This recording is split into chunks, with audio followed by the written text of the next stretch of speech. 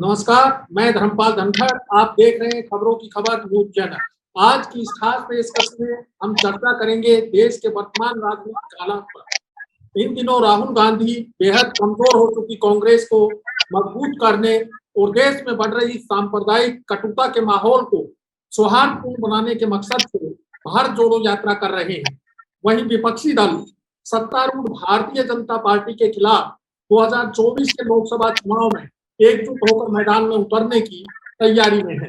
राहुल की भारत जोड़ो यात्रा को मिल रहे जन समर्थन और विपक्षी एकता के प्रयासों के चलते संघ और भाजपा रणनीति बदल रहे हैं। इसी के चलते वीरवार को आरएसएस प्रमुख मोहन भागवत ने अल्पसंख्यक समुदाय से मेलजोल बढ़ाने के लिए दिल्ली की एक मस्जिद में पहुंचकर ऑल इंडिया इमाम ऑर्गेनाइजेशन के प्रमुख उमर इलियासी से मुलाकात की। इससे पहले वे मुस्लिम बुद्धिजीवियों के एक प्रतिनिधिमंडल से भी मुलाकात कर चुके हैं। राजनीतिक हलकों में इस मुलाकात के कई मायने निकाले जा रहे हैं। इस सब के बीच राजस्थान के मुख्यमंत्री अशोक गहलोत का उत्तराधिकारी चुनने को लेकर कांग्रेस विधायकों में करार ठन गई है। 82 विधायकों ने विधानसभा अध्यक्ष को इस्तीफे सौंप दिए हैं, हालांकि ये स्वीकार नहीं किए गए। इन तमाम हालात पर चर्चा करने के लिए हमारे साथ मौजूद हैं वरिष्ठ पत्रकारों का एक पैनल। ये है वरिष्ठ पत्रकार वीरेंद्र सेंगर जी, राजनीतिक विश्लेषक आलोक भदौरिया जी और राजनीतिक प्रेक्षक हेमंत अत्री जी। आप तीनों मेहमानों का खबरों की खबर न्यूज और व्यूज चैनल पर स्वागत है। सबसे पहले मैं वरिष्ठ पत्रकार वीरेंद्र सेंगर जी के पास जाना चाहूंगा, जो 4.5 दशक से ज्यादा समय से देश की राजनीतिक गतिविधियों को कवर करते रहे। सेंगर की वर्तमान राजनीतिक घटनाओं को लेकर आपकी पहली प्रतिक्रिया क्या है? सेंगर जी, जिस तरह से राहुल गांधी की नेतृत्व में भारत जोड़ो अभियान चल रहा है, पदयात्रा चल रही है और अभी वो 7 सितंबर से ही शुरू हुई है। केवल मात्र 19-20 दिनों में ही इस यात्रा की इतनी लोकप्रियता बढ़ गई है कि देश में कोने कोने में, गांव-गांव में बैठे हुए कांग्रेस कार्यकर्ता में भी जोश आ गया है। जो कि पार्टी से निष्क्रिय हो गया था, उसमें भी जोश आया है। और यहाँ तक कि जो ये मोदी सरकार है, जो लगभग लोकतंत्र को हरण करने में लगी हुई है, हर तरह से जो लोकतांत्रिक संस्थाएं हैं उनको कमजोर किया जा रहा है, उनको डराया गया है और उनको इस स्थिति में ला दिया गया है कि वो सरकार की चारण बन गई हैं। यहाँ तक कि जो हमारी न्यायपालिका है उसका विवेक भी संदिग्ध हो गया है और उच्चतम न्यायालय की निष्ठा पर भी सवाल उठ रहे हैं। और सवाल यूं ही नहीं उठ रहे हैं, इसके ठोस तत्व हैं। तो एक गंभीर संकट की स्थिति में केवल कांग्रेस ही है और कांग्रेस के नेता राहुल गांधी हैं जो बगैर डरे हुए सरकार की आलोचना करते हैं और सीधे ज्वलंत मुद्दों की बात करते हैं। उनको ईडी ने और तमाम एजेंसियों ने सताया भी, उनको डराया भी जा रहा है, लेकिन वो बगैर डरे हुए डटे हुए हैं। और अब वो तिरंगा लेकर पदयात्रा के अभियान पे शुरू हो गए हैं। तो किसी को शायद इतनी उम्मीद नहीं थी कि ये यात्रा इतनी जोशीली होगी कि सरकार की नींद हराम कर देगी, जबकि अभी ये यात्रा दक्षिण के प्रदेशों में है, तमिलनाडु से निकलकर केरल में है और ये करीब 5 महीने चलने वाली है। तो अब सरकार को ये चिंता हो गई है कि कहीं ये यात्रा होते होते सरकार की स्थिति काफी डामाडोल ना हो जाए, क्योंकि इस यात्रा के चलते और जो विपक्षी दल हैं उनमें भी नया दम आया है। वो भी विपक्षी एकता के लिए तेजी से कोशिशें शुरू कर रहे हैं। इस बीच एक राजनीतिक दुर्घटना कही है या विडंबना कही है कांग्रेस की कि राजस्थान के जो मुख्यमंत्री हैं अशोक गहलोत, इनको लगभग एक तरह से गांधी परिवार ने चयनित किया है नए अध्यक्ष के लिए, क्योंकि राहुल गांधी ने यह ठान लिया है कि अब नया अध्यक्ष नेहरू गांधी परिवार से बाहर का होगा, क्योंकि यही आरोप लगता रहता है कि वहां वंशवादी राजनीति चल रही है और किसी भी परिवार के बाहर के आदमी के लिए कोई स्कोप नहीं है। तो राहुल जो है ये कलंक कुछ हद तक मिटाना चाहते हैं और उन्होंने जिद ठान ली है। तमाम मनोवार के बाद वो माने नहीं है। अशोक गहलोत का एक नाम आया, लेकिन अशोक गहलोत की मुश्किल ये है कि हैं तो वो जड़ों से जुड़े हुए नेता और काफी लंबा अनुभव भी है, पिछड़ी जात से हैं, तो ये भी कांग्रेस के लिए एक फायदेमंद चीज है। लेकिन उनकी मुश्किल ये है कि वो सत्ता मोह से इतने जुट गए हैं कि वो वहां भी मुख्यमंत्री पद से हटने के लिए भी अपना कोई प्यादा चुनना चाहते हैं। ये एक दुर्भाग्यपूर्ण बात है। हाँ, लेकिन मैं एक बात पूरा करना चाहता हूँ कि जिस तरह से वहां सचिन पायलट हैं जो लंबे समय तक होड़ लिए रहे हैं मुख्यमंत्री पद के लिए, और यहाँ तक कि उन्होंने भाजपा में जाने के लिए धमकी भी दी थी, एक बार विधायक लेके भी चले गए थे किसी गेस्ट हाउस में, तो उनकी निष्ठा कुछ ना कुछ तो संदिग्ध है आज। अच्छा, अब मुश्किल ये है कि उनके पाले में विधायक भी नहीं है। कल जो विधायक जुटे, जब 92 विधायक इस्तीफा देने को तैयार हैं और वो कह रहे हैं कि भाई हमें केवल थोपा हुआ कोई मुख्यमंत्री नहीं चाहिए, एवं सचिन पायलट नहीं चाहिए।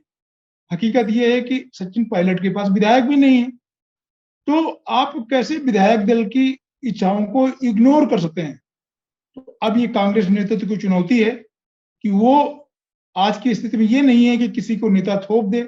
आला कमान पहले का आला कमान नहीं रह गया है, तो कांग्रेस नेतृत्व को भी ये हकीकत स्वीकार करनी चाहिए। और मुझे लग रहा है कि एक जो लोकतांत्रिक तरीका है उसी से फैसला करना चाहिए।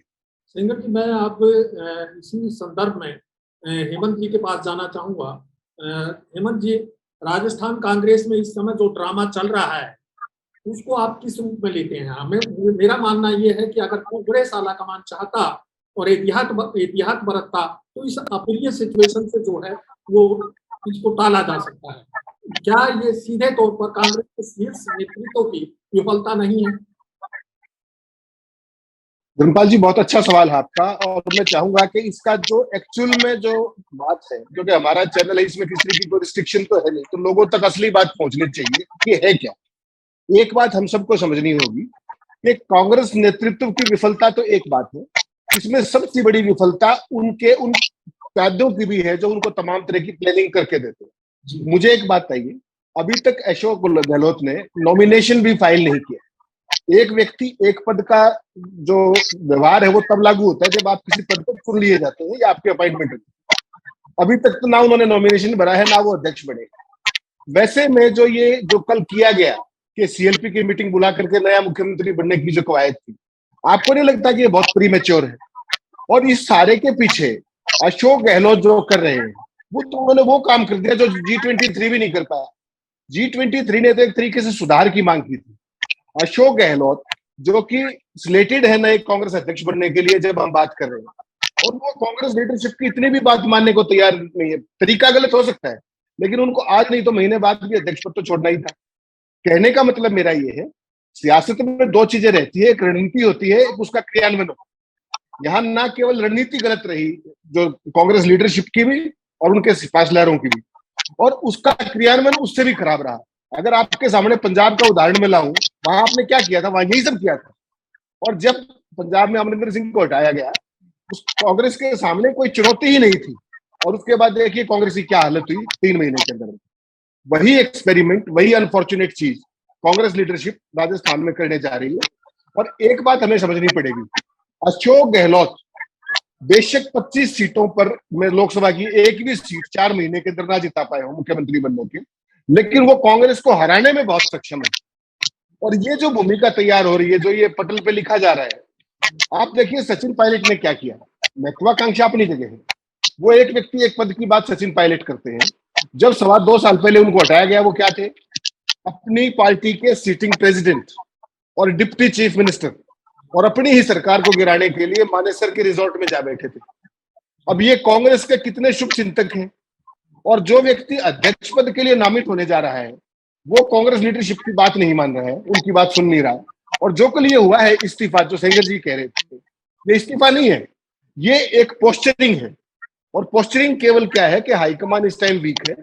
गहलोत के किसी बंदे को, चाहे वो सीपी जोशी हो सकते हैं, चाहे वो बीडी कल्ला हो सकते हैं, और अगर जातिगत समीकरणों की बात आई तो राजस्थान कांग्रेस के अध्यक्ष डॉक्टर सराय भी हो सकती है। तो सवाल केवल इतना है कि मुख्यमंत्री तो आज कोई भी पार्टी डेमोक्रेटिक तरीके से चुनती नहीं है, वो तो पर्ची में ही निकलते हैं। लेकिन जिस तरीके से चलती हुई सरकार को आत्मघाती तरीके से कांग्रेस लीडरशिप अपने गलत सलाहकारों के कारण गिराने पे तुली हुई है, वो सारा देश देख रहा है। जो राहुल गांधी की यात्रा से जो सेंगर जी जिक्र कर रहे थे, बहुत बढ़िया मोमेंटम और टेम्पो बना था, उस सारे का सत्यानाश इन्होंने कर लिया है खुद ही। अब किस मुंह से वो यात्रा में क्या करेंगे बताइए आप? आपके पास दो सरकारें हैं, एक सरकार को आप खुद ही खोने के चक्कर में है, तो क्या मैसेज जाएगा आपका धनखड़ जी? मेरा सवाल ये। आपका सवाल वाजिब है। अब हम वरिष्ठ राजनीतिक विश्लेषक आलोक भदौरिया जी, जो कई राष्ट्रीय अखबारों के संपादक रहे हैं, आलोक की संघ प्रमुख मोहन भागवत मुस्लिम बुद्धिजीवियों और ऑल इंडिया मौलाना संघ की मुखिया से मुलाकात को लेकर जो है वो कई तरह के सवाल और कई तरह की बातें की जा रही हैं, तो इसको आप किस रूप में देखते हैं? देखिए, भारतीय जनता पार्टी और उसका जो पेरेंट ऑर्गेनाइजेशन है राष्ट्रीय स्वयंसेवक संघ, ये कई तरीके से कई स्तर पे बातचीत करते हैं। तो इनकी बातचीत में बहुत ज्यादा पढ़ने की जरूरत नहीं होती है इनके बयानों के पीछे, क्योंकि इनका जो मुख्य जो कोर जो एजेंडा है वो एंटी मुस्लिम है। तो जब आप मुस्लिम विरोधी रवैया, भाजपा का जो पूरा जो राजनीतिक जमा पूंजी है वो केवल इस आधार पर खड़ी हुई है, इसका बहुत बड़ा रोल है। और दूसरा इसका एक आधार है कि पिछड़े और बाकी लोगों को हिंदुत्व के नाम पर संगठित कर दिया जाए, और ये उसमें इस मामले में सफल हुए हैं, क्योंकि एक बड़ा एक कैनवास, एक बड़ी पिक्चर ये पेश करते हैं। ये जो आपने जो जामा मस्जिद वाला जो अभी जो प्रकरण आप बता रहे हैं या आरएसएस के प्रमुख की जो मुलाकात है, इसमें दो चीजें हैं। इसमें पहला तो ये कि ये हमको समझना चाहिए, बहुत साफ समझना चाहिए कि मुस्लिम विरोधी रवैया आरएसएस या बीजेपी का नहीं खत्म होना है, बिल्कुल नहीं खत्म होना है, क्योंकि ये इनकी एक नींव है, इनका एक आधार है, पूरे चिंतन का आधार है। हिंदुत्व का आधार ही इन्होंने विरोध को बना लिया है, जबकि नहीं होना चाहिए था, नंबर एक। और दूसरी बात, ये मुस्लिम में भी कुछ जगह आपको थोड़ा सा हमको लौटना पड़ेगा। अब याद करिए कि मुस्लिम के खिलाफ भारतीय जनता पार्टी के प्रवक्ता, चाहे वो नुपुर शर्मा हो या चाहे कोई और भी प्रवक्ता हो, काफी बयान देते आ रहे हैं। आपके प्रसारण मंत्री भी उस समय नहीं थे, लेकिन उनके भी बयान चर्चित थे। एक सांसद हैं साहब सिंह वर्मा जी के बेटे, उनका भी बयान काफी चर्चित हुआ था। तो आधार तो उनका है, लेकिन अब कार्रवाई केवल नुपुर शर्मा वाले मामले में भी कब हुई है? जिस दिन बयान दिया उस दिन भारतीय जनता पार्टी ने कोई कार्रवाई नहीं करी, दूसरे दिन नहीं करी, तीसरे दिन नहीं करी। कार्रवाई कब की? जब सऊदी अरब और जो सेंट्रल एशिया के जो मुस्लिम देश हैं, उन लोगों ने जब इस पर विरोध किया और ऐतराज जताया, और वहां भी भारतीय कंपनियों के बहिष्कार की बातें वायरल होने लगी, तब इसके बाद में कार्रवाई की। अच्छा, कार्रवाई की भी एक विडंबना देखिए, एक राष्ट्रीय प्रवक्ता को आपको निलंबित करते हैं और वो दिल्ली के प्रवक्ता को आप बर्खास्त करते हैं, एक ही बयान। तो मापदंड सारे अलग अलग हैं ये सब चीजों के लिए। तो इसमें एक समझने की जरूरत है कि ये जो कहना चाह रहे हैं, कथनी और करनी में बहुत एक रूपता नहीं है। तो इसलिए उसके बयान को बहुत ज्यादा पढ़ने की कोशिश नहीं करनी चाहिए, क्योंकि ये एक अपने को थोड़ा सा एक सॉफ्ट बताने की कोशिश है, जो पूरी तरीके से सच नहीं साबित होने वाली है। जी सेंगर जी, जैसे कि अभी आलोक जी ने बताया कि भाई भागवत जी की जो ये प्रयास है कि भाई एक निकटता मुस्लिम अल्पसंख्यक समुदाय से स्थापित की जाए, तो इसको इनका मानना है कि ये जो है ये सही नहीं है और सही मायने में, सही अर्थों में धरातल पर नहीं जुड़ेंगे। तो हमारा आपसे सवाल ये है कि आप किस रूप में इसको देखते हैं? मेरा मानना ये है कि राहुल गांधी की भारत जोड़ो यात्रा को काउंटर करने के लिए ही भाजपा ने या आरएसएस ने ये कदम उठाया है। भागवत जी,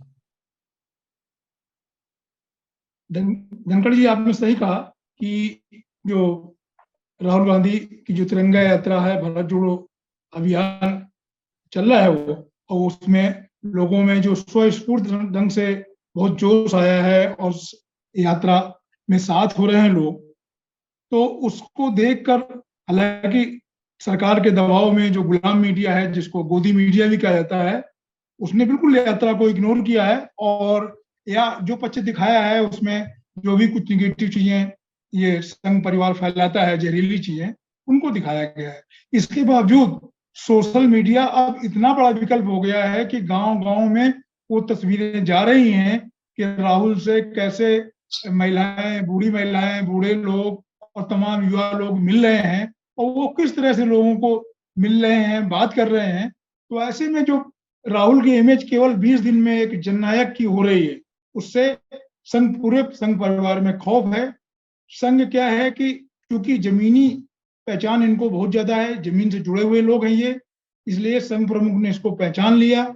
इस पहचान इसका राहुल की यात्रा का ही रुझान, पहला रुझान मैं मानूंगा कि जो संघ प्रमुख जो घृणा करते थे मस्जिदों को और उनके खिलाफ तमाम चीजें जारी करते थे, वहां पे दिल्ली की एक मस्जिद में वहां उन्होंने कदम रखा और 1 घंटे तक जो है संवाद किया।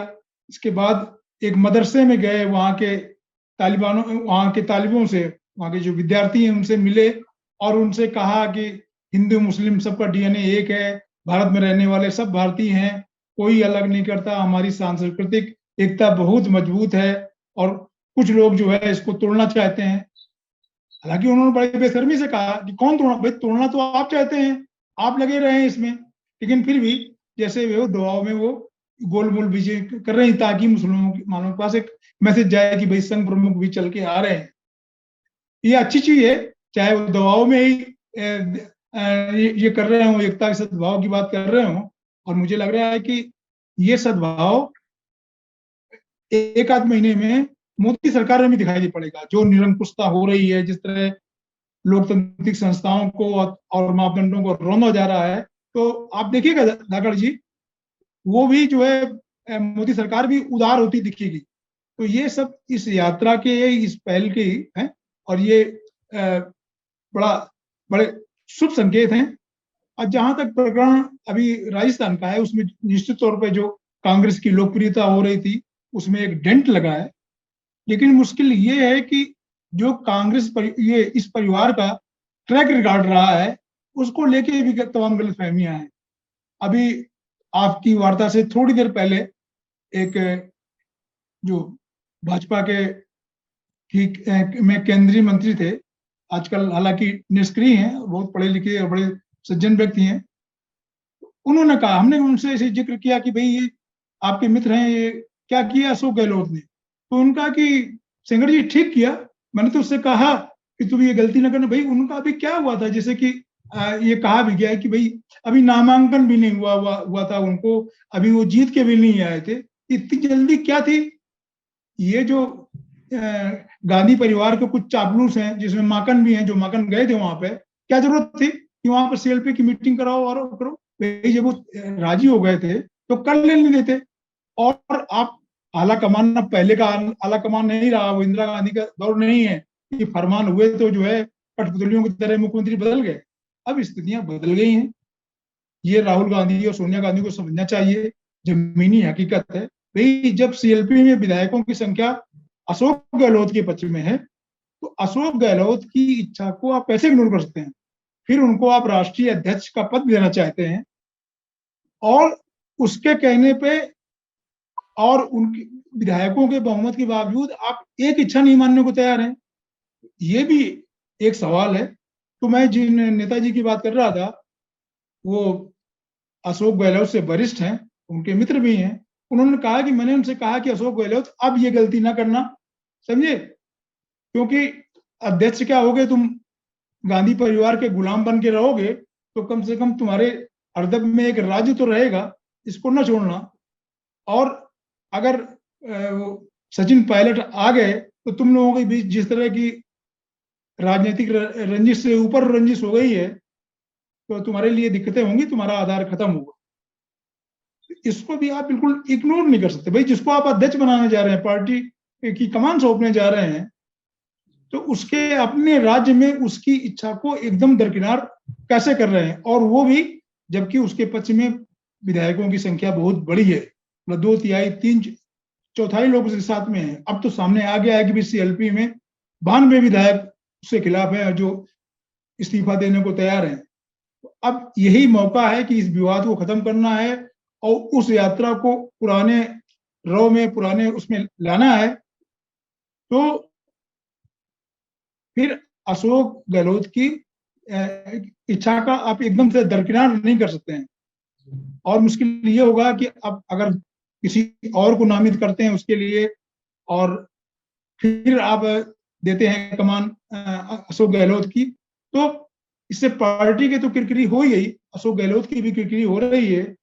कुल मिला के कांग्रेस के लोगों ने और ये राहुल के सलाहकारों ने अपनी बचकानी हरकतों से एक बार कांग्रेस को फिर दलदल में फंसा दिया है।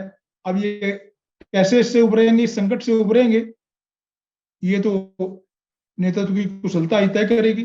आगे आने वाला 24 घंटे 72 घंटे में तय होगा। मैं इसी से जुड़ा एक सवाल हेमंत जी से पूछना चाहूंगा कि क्या कांग्रेस इस स्थिति में या राहुल गांधी की पदयात्रा कांग्रेस को कहीं 2024 की तैयारी के लिए तैयार कर पाएगी, जो 2024 में भाजपा का मुकाबला कर सके, इतनी सशक्त कांग्रेस को राहुल गांधी बना पाएंगे? देखिए धनखड़ जी, जो ये सारी कवायद थी वो तो उसी दिशा में थी और वो दिशा ठीक पकड़ी भी गई थी। जैसा सेंगर जी ने कहा कि कांग्रेस से आम आदमी जुड़ने लगा था, जो उसका घर बैठा हुआ कार्यकर्ता था वो भी सक्रिय हो गया था और पूरे देश में एक जो बेसिक मुद्दे हैं, चाहे वो महंगाई का है, चाहे बेरोजगारी का है, चाहे तमाम मुद्दे, उन पर एटलीस्ट मंथन तो होने लगा था, चाहे वो सोशल मीडिया के जरिए। अब समस्या क्या है, राहुल गांधी और उनका परिवार गलत सलाहकारों की वजह से, जैसा कि सेंगर जी ने कहा, वो एक गलत ट्रैप में फंसा हुआ है। वो ट्रैप क्या है धनखड़ जी, वो समझना पड़ेगा। बीजेपी ने राहुल गांधी को पप्पू नहीं बनाया, मैं ये मानता हूं। 25 साल से मैं कांग्रेस कवर कर रहा हूं। राहुल गांधी को पप्पू बनाने में और पप्पू कायम रखने में और वो हरकतें लगातार जारी रखवाने में सबसे बड़ी भूमिका उनके चापलूस सलाहकारों की। आप पूछेंगे कैसे, मुझे ये बताइए। बीजेपी ने एक नैरेटिव खड़ा किया परिवारवाद। परिवारवाद सियासत में क्या चीज है? जहां तक नेहरू गांधी परिवार की बात, परिवारवाद वो चीज होती है कि बिना किसी लियाकत के मुझे आपने कुछ बना दिया। यहाँ पर तो आप कुछ भी बनेंगे, लोकसभा का चुनाव आप लड़ करके आएंगे, पार्टी को लीड करेंगे, नहीं करेंगे।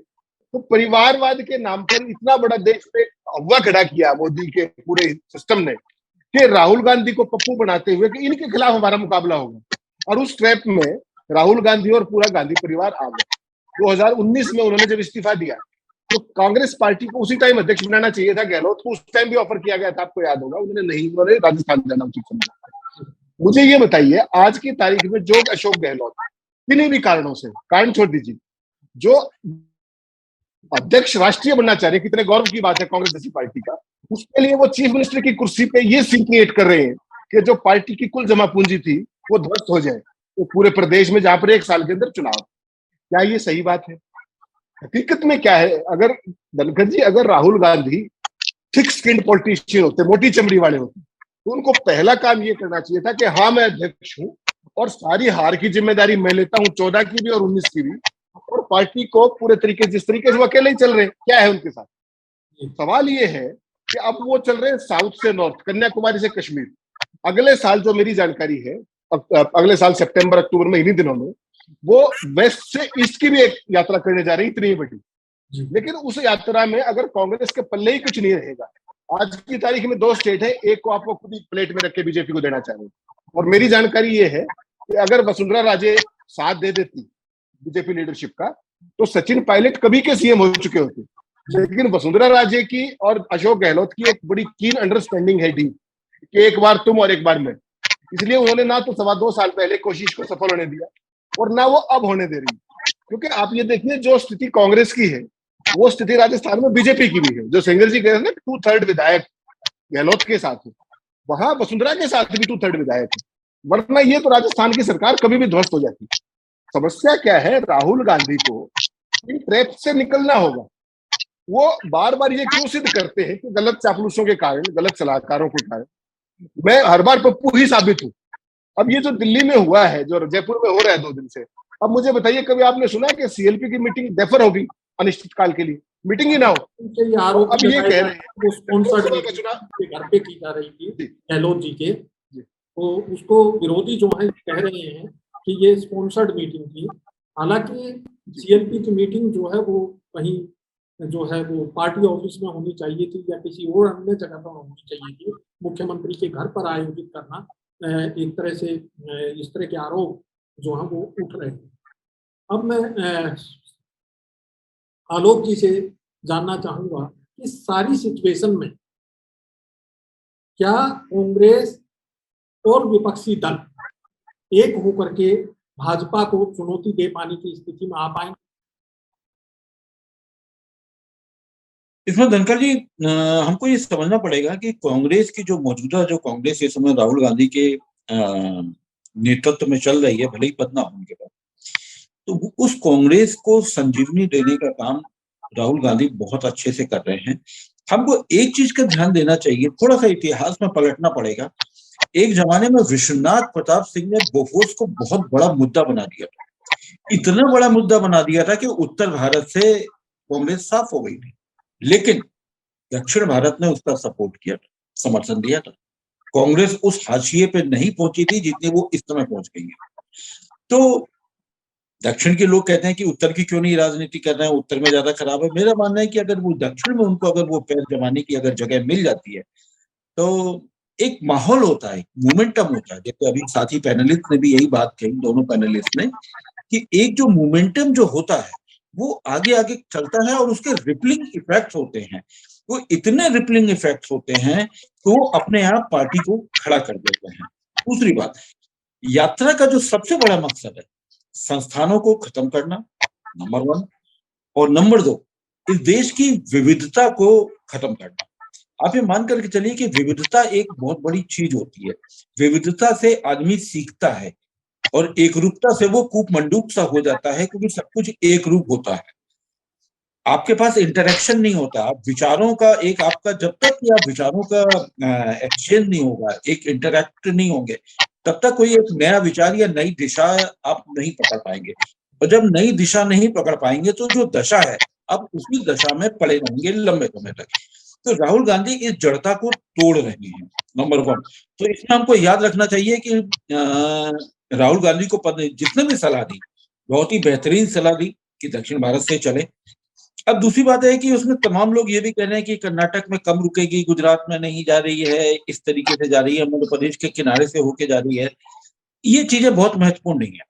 आज सारे लोग ये मान करके चल रहे हैं, चाहे वो तृणमूल कांग्रेस हो, चाहे वो शिवसेना, मतलब उद्धव ठाकरे वाली जो शिवसेना बची हो, तृणमूल कांग्रेस हो, किसी भी पार्टी को आप उठाकर देख लीजिए, चाहे गोवा उठाकर देख लीजिए। देखिए, जहां तक विविधता की बात है, सबसे बड़ी बात है भारत जोड़ो यात्रा का मुख्य मकसद विविधता को कायम करना है, और जो संस्थानों को जो चुनौती दी जा रही है उसके बारे में पूरी की पूरी साफ तस्वीर जनमानस तक पहुंचाई जानी है।